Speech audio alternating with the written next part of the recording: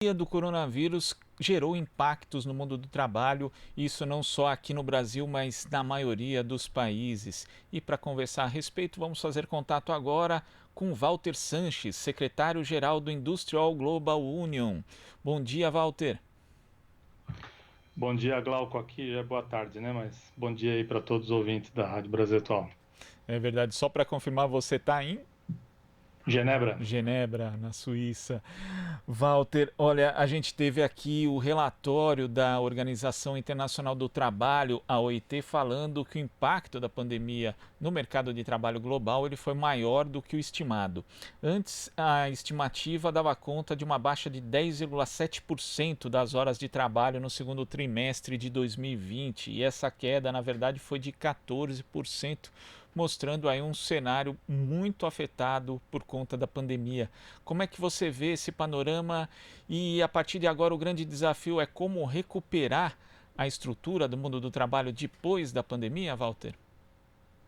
Sim, Glauco, veja, no começo da pandemia, a OIT falava que eles fazem um cálculo que é baseado em horas perdidas, mas na verdade, no começo da pandemia, eles estimavam que até o meio do ano de 2020 nós teríamos perdido 305 milhões de empregos no mundo, 305 milhões de empregos formais, né, o equivalente. E agora eles estão dizendo que é cerca de 400 milhões de empregos formais que serão perdidos por conta dessa pandemia. O FMI também fez uma revisão das suas previsões, né, recentemente. No começo da crise ele dizia que a queda do PIB global seria em torno de menos 3%, né? E agora já diz que vai ser menos 4,9%. Ou seja, é realmente um impacto brutal, né? Uma queda na produção de riquezas no mundo que é brutal. Agora, ao mesmo tempo, a gente sabe que vai requerer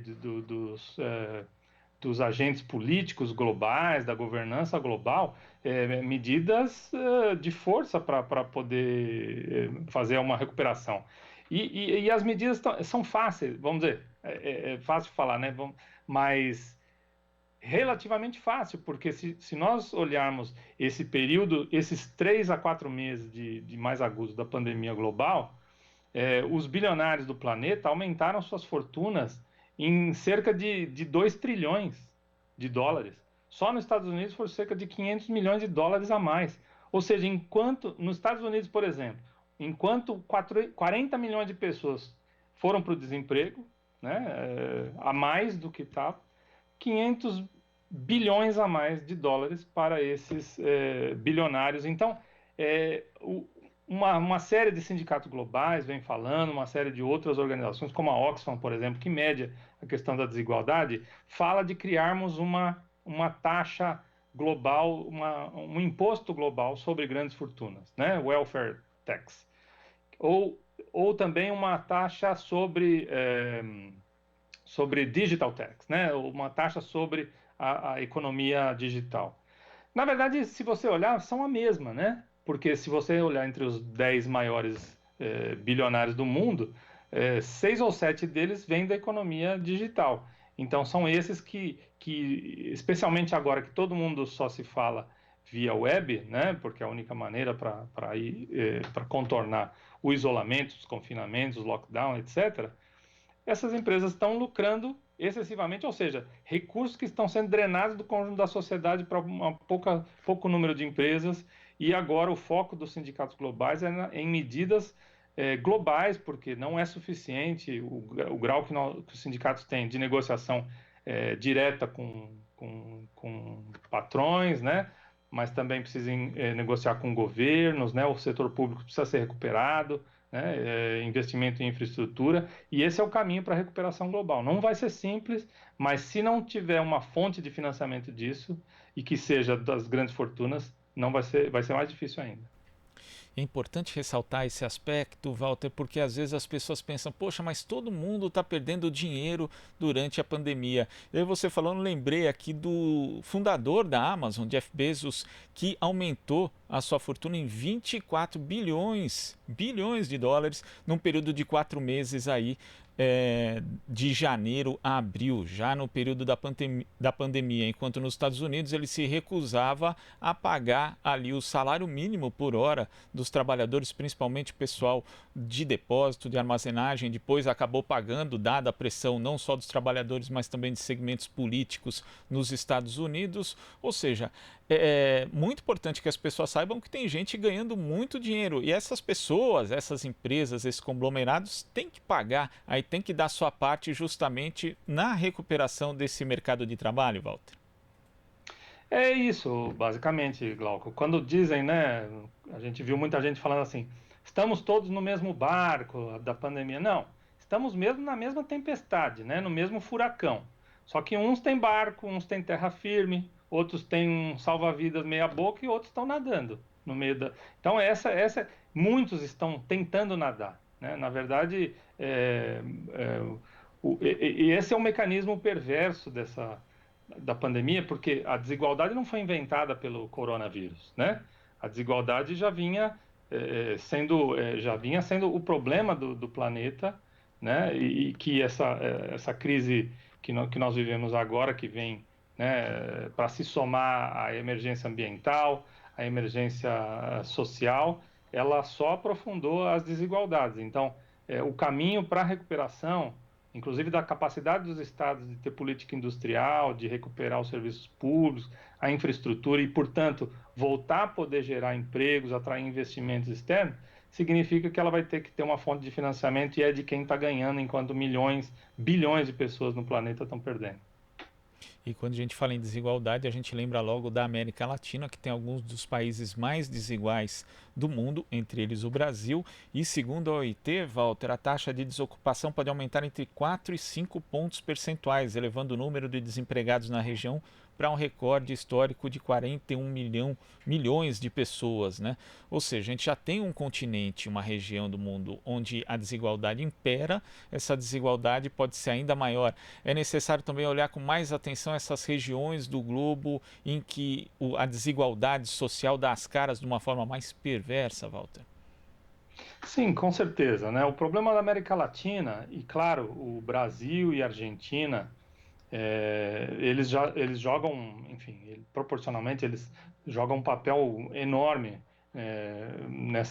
são uma parcela enorme da economia da região, né? E são regiões que, por exemplo, a Argentina, que sofreu com políticas neoliberais até a recente eleição, né? Que agora está tentando se reverter isso, que a partir de dezembro de 2019 essa tendência está sendo tentada a ser revertida, mas o Brasil com 13 milhões de desempregados, aumento da precarização e em plena pandemia, o Congresso brasileiro, por iniciativa do governo Bolsonaro, né, criando leis para, inclusive, precarizar mais a mão de obra, ou seja, a mesma história de 2017, que vai gerar emprego, né?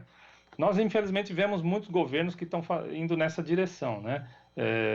Índia, Ucrânia, que estão fazendo, Indonésia, que aproveitam da pandemia, do momento de fraqueza e fragilidade dos sindicatos e dos trabalhadores, para precarizar os direitos dos trabalhadores, a renda, e isso não vai fazer ninguém sair da crise. Ao contrário, vai ser transferido mais renda para os empresários, porque eles, na verdade, o que vai gerar emprego é a economia voltar a funcionar. E no caso da América Latina, falta uma questão assim de qual é a política industrial para integrar o Brasil na cadeia produtiva global de uma maneira soberana, ou seja, desenvolvendo o mercado doméstico novamente, como foi o caso do Brasil e da Argentina, uma boa parte da América Latina nos anos 2000, né, no início da década de 2000, e foi assim que ela cresceu, incluindo milhões no consumo, né, e podendo atrair, tendo um grande mercado de consumo, atraindo investimento externo.